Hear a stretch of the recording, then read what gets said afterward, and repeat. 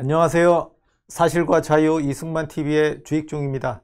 제가 지난 여러 차례의 영상에서 위안부가 되는 과정에서는 가난한 집안의 부모가 약간의 전차금을 받고 딸을 모집업자에게 넘겨준다는 것을 지적했습니다. 오늘은 그를 포함해서 당시 식민지 조선에서 광범위하게 벌어졌던 부녀자 인신매매에 대해서 말씀드리도록 하겠습니다. 특히 1939년 봄에 신문에 대서특필됐던 하윤명 부부의 부녀자 인신매매 사건을 통해서 조선의 인신매매 시장에 대해서 살펴보도록 하겠습니다. 이 PPT 화면은 하윤명 부부가 농촌에서 어린 여성을 넘겨받아서 서울의 유곽등지에 팔아 넘기다가 적발된 그 사건을 보도한 것입니다. 사회면에 거의 톱기사로 나온 거고요. 희대의 유괴마 부처 체포라고 해서 유괴마왕이란 얘기죠. 유괴마왕인 부부가 있다는 얘기예요. 그 부부를 체포를 했다. 그리고 피 빨린 처녀가 엄청나서 65명이다. 여기 부부 사진이 있습니다. 하윤명이라는 사람은 40대, 그 와이프인 김춘교는 36살이라고 하는데 이들이 빈농을 설득해서 여아를 유인했다는 거고요. 그러면서 고가로 청루에 매끽했다. 청루라는 건 이제 유곽 요리점을 말하고 매끽했다. 팔아먹었다는 얘기입니다. 이쪽에는 하윤명 집에 남아있다가 구출된 소녀들이 되겠습니다. 사건 개요를 좀 말씀을 드리면 이 하윤명 김춘교 부부가 1932년부터 7년 정도 됐죠. 섬남 농촌을 돌면서 빈농가 처녀들을 유인을 했어요. 10대 후반 정도 되는 아이라면 아이라고 할 수 있는 처녀들을 유인을 했고 서울 유곽에 매각을 했습니다. 그러다가 1939년 3월에 경찰에 적발이 됐어요. 피해자가 한 100여 명 되고 경성 외에 만주, 중국까지도 부녀자가 송출됐더라 하는 거고요. 일본군 위안부하고는 직접 관련은 없습니다. 팔려서 위안부로 간 사람도 있을 수 있는데 위안소와 직접 연결이 돼서 위안소에 넘긴 것으로는 파악되지 않고요. 그 결과는 경찰은 불법으로 보고 수사를 했지만 이들에 대한 형사처벌 기록은 없습니다. 그러니까 기소가 됐다거나 재판에서 어떤 판결, 유죄든 무죄든 판결을 받았다든가 하는 기록은 없습니다. 이제 좀 더 천천히 살펴보면요. 먼저 부녀 유괴입니다. 일부는 경상도까지 포함하는 것 같은데 주로 전라남북도 일대의 빈농가들을 상대로 감언 이설을 펼칩니다.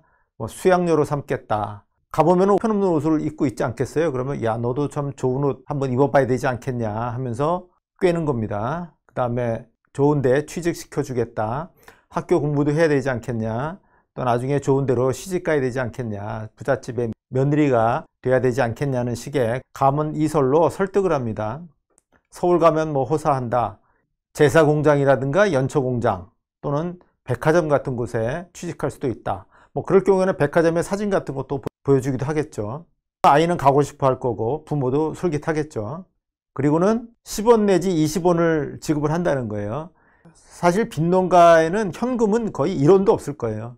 돈이 하나도 없는 상태인데 10원 내지 20원이라고 지금으로 치면은 100만 원 내지 한 200만 원 이런 정도에 되는 돈을 지급을 하는 겁니다. 그리고는 딸의 호적 등본을 받고 인감증명을 받아요. 그 다음에 백지 위임장을 받습니다. 팔아먹는 데 필요한 일체의 서류를 얻습니다. 지금 보시는 화면에 이 왼쪽에 있는 이 서류 양식은 창기나 작부가 되는 과정에서의 계약서 양식입니다. 계약서라는 이름하에 몇 년 동안 일을 한다 하는 것을 적게 되어 있고요. 그 다음에 계약금을 적습니다. 전차금이죠. 어느 업소에서 어떤 일을 한다라고 명시하도록 되어 있습니다. 작부 일을 한다라든가 창기 일을 한다라든가 명기를 하게 되어 있고요. 상여금은 얼마를 준다 하는 얘기도 여기 적습니다. 그 다음에 예를 들어 유곽이라든가 아니면 어떤 요리점 이런 데 머물면서 일을 하게 되는데 거기에서 당연히 식비라든가 옷이라든가 여타 소모품 이런 것들의 비용이 들겠죠. 원래 이런 것들은 관행상 포주가 부담하는 겁니다. 그래서 식비, 의료비, 소모품 포주가 부담한다 라고 또 명기를 하고 연한 전에 해약을 하게 되면 위약금을 물어야 한다 하는 규정도 있습니다. 그리고 날짜를 적고 부녀자의 본적과 현주소 날인하고 또 연대인, 연대 보증인인데 되게 부모죠. 그래서 부모의 주소 쓰고 어느 포주 앞으로 이렇게 쓰는 겁니다. 그래서 이거를 원래는 둘이 주고받는 거죠. 백지 위임장의 양식은 확실치는 않습니다. 그러나 이런 내용이 담겼을 것이라고 추정이 되는데 계약금 언급이 있을 겁니다. 이 위임은 호주가 위임하는 거잖아요. 그러니까 호주 XXX는 누구? 이 부녀자죠. 그러니까 딸이죠. 딸이 누구누구의 수양녀가 됨에 동의한다 하고 날짜 쓰고, 빈농가 소녀의 이름을 쓰고 호주의 이름을 쓰고 본족 현주소 쓰고 날인을 합니다. 그리고 역시 비워놓고 누구누구 앞 이렇게 돼 있는 거예요. 이 빈칸에는 나중에 하인명의 이름을 적어 놓을 수도 있고 아니면 유곽업주나 요리점 업주의 이름을 적어 놓을 수도 있겠습니다. 여하튼 이 빈농가의 아버지가 백지 위임장에 서명을 해서 넘겨주게 되면 자기 딸이 누구의 수양녀가 된다는 것에 동의를 한 거기 때문에 이 넘겨받은 사람이 임의로 그 딸을 처분할 수 있게 되는 거죠. 여하튼 이렇게 백지 위임장과 호적 등본 인감증명을 받고 나면 이제 인신매매가 합법성을 띠게 되는 것이죠. 이렇게 해서 하윤명은 1932년부터 1939년 봄까지 약 100여 명의 부녀자를 농촌에서 유괴를 해서 서울 등의 유곽에 넘기게 된 겁니다. 그런데 이런 하윤명 같은 사건이 희귀한 게 아니었어요. 이 하윤명 사건이 보도가 된 후 비슷한 사건이 연달아 보도가 됐습니다. 몇 건을 보시겠습니다. 네, 여타의 인신매매 사건인데요. 50여 처녀를 유인했다. 북중국과 만주에 대부대를 맥깃했다. 여러 명을 팔아먹었다 이런 얘기죠. 여기도 마찬가지예요. 수양녀를 한다고 백지 위임장을 받아서 범죄를 감행을 했다 하는 겁니다. 이거는 사진이 발견된 거예요. 사진을 찍어서 이 사진을 유곽 주인이나 요리점 주인에게 제시를 하겠죠. 이렇게 예쁘장한 애들이 들어왔다. 어떠냐? 사지 않겠냐? 이런 식으로 제시를 하는 겁니다. 이 사건은 천순동 천억만이라는 형제가 벌인 인신매매 사건이었고요. 이 사건이 신문에 보도가 될 때까지 50여 명이 팔려나갔고 그 중에 8명은 남아있다가 구출이 됐다라고 하는 보도였습니다. 비슷한 시기에 배장원이라고 하는 사람 일족이 벌인 부녀자 인신매매 사건도 적발이 돼서 보도가 됐습니다. 이 일족은 이 밑에 사진에 있습니다. 친척들이에요. 이 사람이 주범인 배장원이고 나머지는 뭐 사촌, 형제, 뭐 조카 뭐 이런 가족 범죄단인 것이죠. 이들이 4년간 충남 일대에서 약 130여 명의 부녀자들을 깨어내서 역시 서울과 또 북중국 만주 등지로 팔아넘겼습니다. 역시 이들도 수양녀가 된다는 백지 위임장을 받았고 호적 등본과 인감증명도 챙겼다고 합니다. 밑에 있는 이 사진은 아직 팔려나가지 않고 감금 상태에서 구출된 그 소녀들이에요. 이 왼쪽에 보면은 그래도 좀 나이가 있어 보이는데 요 오른쪽 앞쪽으로 가면 글쎄요 한 10살 좀 넘었을까 싶은 아주 어린 뭐 꼬마라고 할 수밖에 없는데 그런 여아들까지도 있습니다. 오른편에 보시는 것은 박옥동이라고 하는 사람인데 이 사람은 정식 주선업자예요. 경찰서에 소개업을 신고를 하고 소개행위를 하는 사람인데 이 사람은 인신매매와 더불어서 금밀매까지 병행한 것이 적발이 된 것입니다. 일제의 소설가 중에 당대의 사회상을 잘 드러내준 사람으로 채만식이라고 하는 소설가가 있습니다. 탕류라고 하는 유명한 소설이 있죠. 그 소설 중에 당시에 금광렬을 다룬 금의 정렬이라고 하는 소설이 있어요. 근데 그 소설의 시작 부분에서는 농촌 각지를 돌면서 금반지 같은 금부치들을 사들여서 그것을 모아서 만주로 밀 수출하는 모습들이 묘사가 되어 있습니다. 그러니까 농촌 현지에 가서 부녀자들을 사들이면서 동시에 금까지 같이 사들여서는 만주에 부녀자도 팔고 그 다음에 금도 밀수출하는 행위를 했던 것이죠. 네, 그럼 하윤명은 이렇게 유괴해온 부녀자들을 어떻게 매각을 한 것이냐 보도록 하겠습니다. 이 사람의 집은 본정 5종목 33번지인가 그래요. 좀 이따가 이곳이 어디쯤인지 말씀드리겠어요. 자신의 주택 밀실에 감금을 합니다. 그 밀실에 들어가려면은 하윤명 부부가 거주하는 안방을 반드시 거쳐야 된대요. 그러니까 이 유괴된 부녀자들이 쉽게 도망갈 수가 없는 거죠. 대개는 이제 한두 달 안에 유곽에 넘기는데 아무래도 시골에서 막 올라왔으니까 꾀재재할 것이고 영양 상태도 좋지 못하겠죠.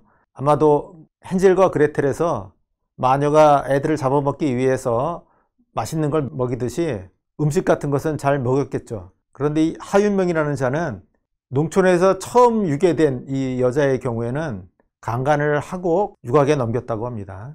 당시에는 이제 뭐 그걸 정조유린 뭐 이렇게 표현을 했는데, 아마도 농촌에서 유괴되어 온 이 소녀가 좀 자포자기의 심정을 갖게 하려는 행위가 아니었을까 하는 생각이 듭니다.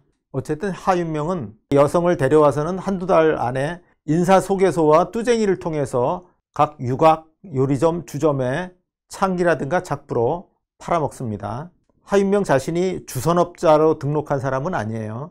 정식으로 등록한 인사소개소를 통해서 유곽이라든가 요리점에 넘기는 겁니다. 평균 한 400~500원을 받았다 그래요.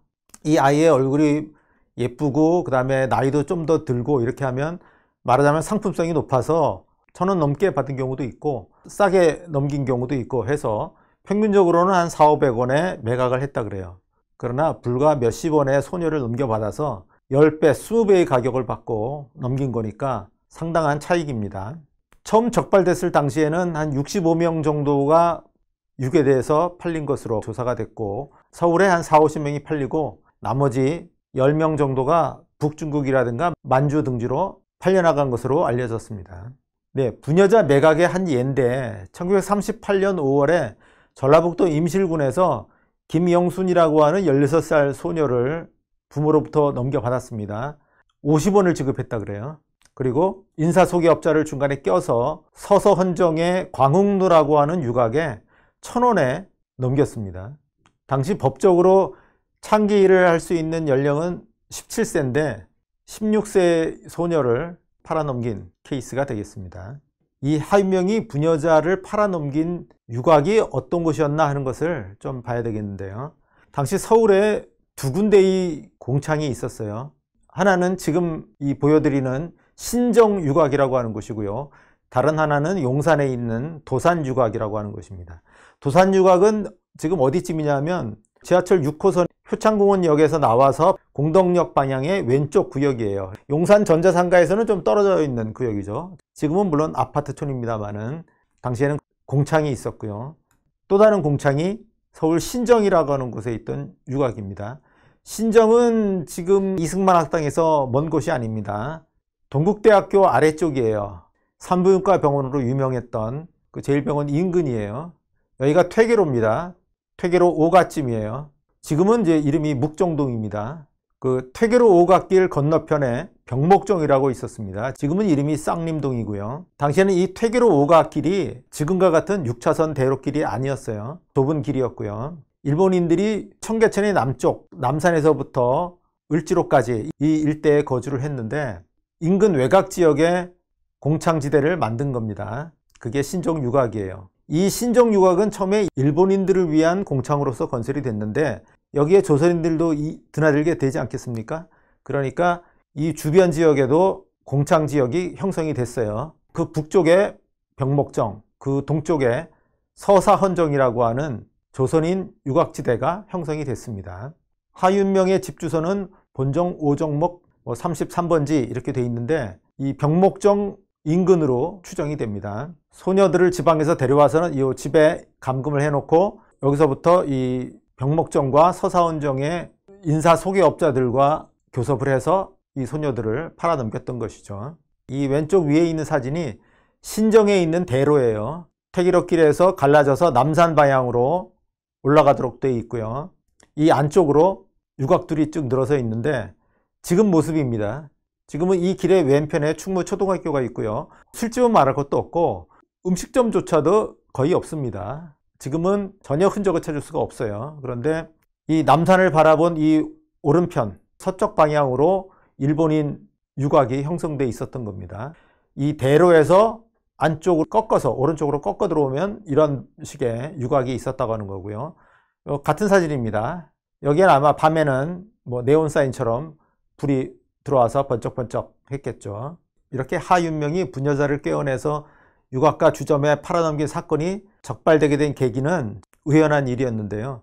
이 소녀 중에 한 명이 탈출을 한 거예요. 그 소녀를 찾겠다고 당시 관할 경찰서인 동대문 경찰서에 가서 수색을 의뢰를 한 겁니다. 그런데 경찰이 하윤명의 집까지 찾아가서 조사를 하다 보니까 이 소녀들을 발견하게 됐던 겁니다. 이제 동대문서 경찰은 팔려나간 아이들을 구출해서 각 집에 돌려보내려고 유곽 포주들에게 그 소녀와 함께 경찰에 출두할 것을 요구를 했습니다. 지금 보시는 것은 경찰이 출두 요구를 한 피해자의 신상인데요. 현재 어디에 있느냐? 병목정이라고 돼 있어요. 서사헌정이라고 돼 있고 병목정, 서사헌정, 뭐 다른 지역도 있습니다만 서사헌정, 또 서사헌정, 병목정, 조선인 유곽지역에 팔아 넘겼던 것입니다.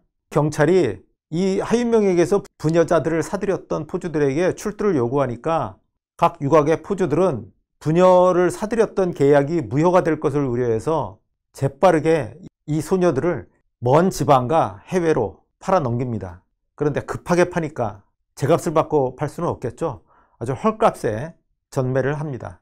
동대문 경찰서에서 포주에게 출두하라고 했는데 출두를 안 해서 결국은 찾아가 보니까 이 소녀가 이미 없는 겁니다. 예를 들어서 달성군에서 팔려왔던 황명란이라고 하는 사람의 경우에는 하윤명이 서사헌정의 차성녀라고 하는 유곽에 600원을 받고 팔았는데 이 차성녀 유곽에서 만주국의 길림성의 이기홍 주점이라는 곳에 250원을 받고 넘깁니다. 이 유곽포주가 직접 넘기는 건 아니고 역시 소개업자를 낍니다. 상당한 손해를 보고 전매를 한 거고요. 또 영일군에서 온 19살 먹은 이복기라고 하는 사람에 대해서는 병목정의 박성삼 유곽에 있다가 함경북도 명천군에 있는 어떤 주점에 300원을 받고 넘깁니다. 함경북도니까 이동하는 데만 해도 하루 이상이 걸리겠죠. 20살 먹은 조학남이라고 하는 사람은 병목정의 유명루라고 하는 유곽에 팔려 있었는데 이번에는 중국의 산동성에 있는 답경위안소라는 곳에 500원을 받고 넘기게 됩니다. 당시 중국이라든가 만주로 팔 때는 1000원 내지 2000원, 거의 지금으로 치면 1억 원 내지 2억 원을 받고 팔아 넘겼습니다. 그런데 500원, 한 5천만 원만 받고 팔아 넘긴 것이니까 역시 급하게 헐값 전매한 것임을 알 수 있습니다. 해외로 팔려나가기 직전에 가까스로 구출된 사람도 있습니다. 권사순이라고 하는 사람은 중국 산수성에 팔려서 서울역에서 출발할 즈음에 서울역 승객들을 감시하고 있던 경찰들에 의해서 적발이 돼서 구출이 됐다고 합니다.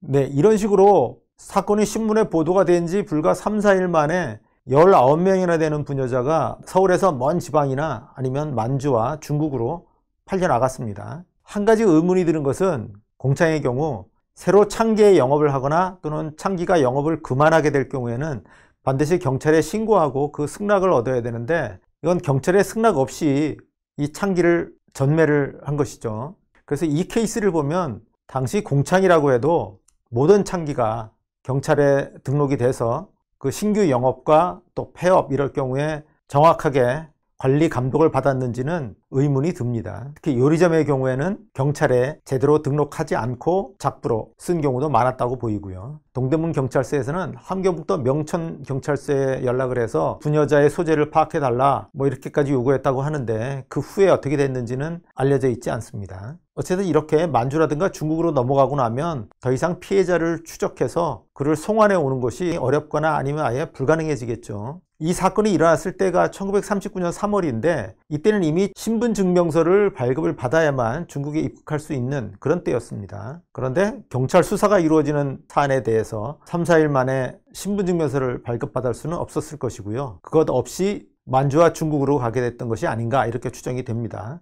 중국 당시 신분증명서와 기타 서류가 있어야만 입국시킨다고 했던 것은 제3회 일본 총영사관 경찰서의 조치였고 아마도 저 북중국 그러니까 만주국에서 산해관을 거쳐서 북중국으로 넘어가는 그 과정에서는 출입국 감시가 좀 소홀하지 않았나 싶습니다. 이보다 뒤인 1940년 5월인가에는 일본 외무성에서 산해관에서 육로를 거쳐서 북중국으로 입국하는 경우에 출입국 관리를 엄격히 하라고 하는 지시가 나간 바도 있습니다. 자, 이렇게 전매가 되면 피해자는 하루아침에 황당한 곳에 가게 되는 거죠. 그래도 서울에서 살고 있었는데 이제는 아무런 인연이 없는 함경북도 명천군에 간다든가 만주의 길림성 또는 심지어는 산동성 여기까지 흘러가게 되는 거죠. 게다가 긴급하게 이들을 데려가면서 사람이 같이 가야 될 거 아니겠습니까? 그러면 길림성에 있는 주점에서는 자신들이 지급하는 전차금 외에도 그 이송 경비도 부담을 해야 되는 것이고 그럴 때 이 소녀의 전차금은 계속 늘어나게 되는 것이죠. 이렇게 피해자의 채무가 늘어나는 것도 그 피해가 가중되는 현상이라고 하겠습니다. 네, 이제 좀 정리를 해보겠습니다.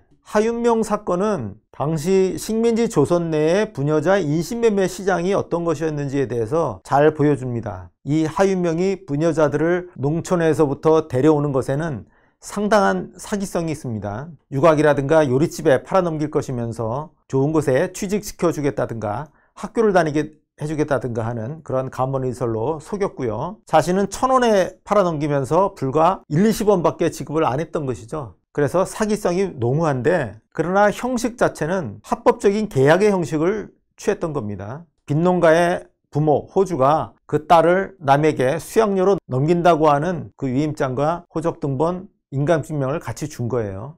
합법계약의 형식을 취했고요.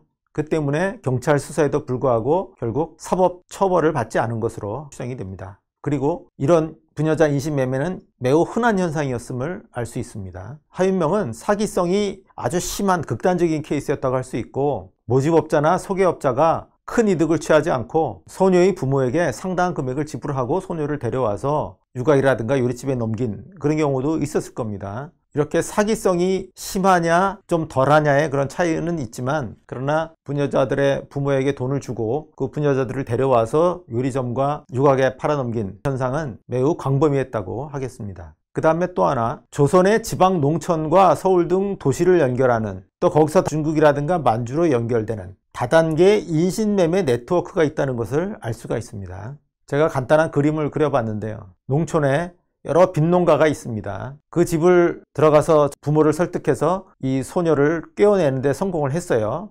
하윤명이라는 사람이 있고 배정원이라는 사람이 있고 천순동이라고 하는 자도 있었습니다. 이들이 모집책이죠. 이들은 경찰에 등록한 정식 주선업자들에게 청탁을 합니다. 이 소개업자를 거쳐서 병목정이라든가 서사원정의 포주들에게 이 부녀자들을 팝니다. 이 파란 것이 이 소녀의 흐름이에요. 소녀가 어떻게 해서 가게 되느냐, 소녀가 누구를 거쳐서 가게 되느냐를 보여준 거고요. 이 빨간 거, 이거는 전차금의 돈의 흐름이에요. 포주가 예를 들어서 평균 400-500원, 어떤 경우는 1,000원, 1,300원의 돈도 지급을 합니다. 그러면 이 돈이 소개업자와 하윤명을 거쳐서 빈농가에게까지 가는 것인데, 이 하윤명의 케이스에서는 그 대부분의 금액을 이 하윤명이 차지하는 거죠. 어쨌든 돈은 유곽에서부터 이렇게 흘러서 빈농에게까지 가게 됐던 것이고요. 경찰에서 출두를 요구하니까 손해를 덜기 위해서 유곽의 이 포주들이 소개업자를 거쳐서 길림성과 산동성 이런 곳에 팔아넘겼습니다. 이 소개업자들은 국제적인 부녀 송출을 맡고 있는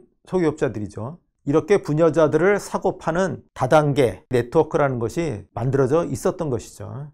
이런 네트워크가 있으니까 불과 3-4일 만에 부녀자들을 멀리 만주라든가 중국으로 송출하는 일이 가능했던 것입니다. 그리고 좀 전에 보았듯이 결국 유곽주가 내는 전차금을 부모와 모집업자, 주선업자가 나눠 갔는데, 부모가 그래도 웬만큼 가지면 사기성이 덜한 것이고, 하윤명의 케이스처럼 부모한테는 쥐꼬리만큼만 주고 대부분을 모집업자라든가 주선업자가 차지하면 사기성이 아주 농후한 거고, 그런 차이만이 있었던 것입니다.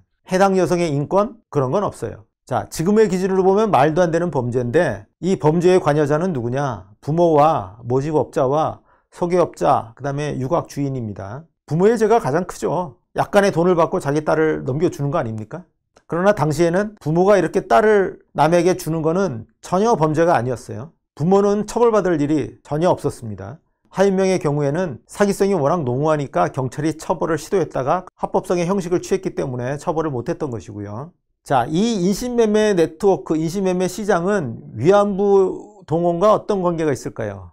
일본군 위안소의 위안부 동원은 바로 이 네트워크를 이용했던 것이죠. 이미 농촌에서부터 여자들을 끌어내서 창기업에 공급하는 네트워크가 형성이 돼 있어요. 관원을 보내서 강제로 끌어갈 이유가 전혀 없는 거예요.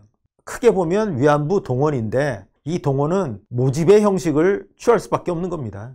우리가 흔히 연상하는 것처럼 팔을 끼고 폭력으로 끌고 가는 강제 연행 수단을 택할 필요가 전혀 없는 거예요. 이미 형성이 되어 있는 이 네트워크에 올라타기만 하면, 네트워크를 이용하기만 하면 위안부의 모집이 가능했던 겁니다. 단 위안소는 조선 내 유곽보다는 좋은 조건을 제시를 해야 되는 거죠. 위안부에게도 조선 내 유곽의 창기나 요리점의 작부보다는 더 좋은 조건을 제시를 해야 되고, 그 다음에 위안소 업주에게도 조선 내 유곽 업주나 요리점 업주보다도 더 좋은 조건을 제시를 해줘야 이 시장이 작동할 수 있었던 것이죠. 바로 이 부분을 두고 이용훈 교수가 반일 종족주의 책자에서 일본군 위안소는 고수익의 시장이었다라고 지적을 했던 겁니다. 이 하윤명 사건은 이미 일본군의 위안소 설치와 위안부 모집, 위안소 운영이 이미 시작되었던 시점에서 터졌던 사건입니다.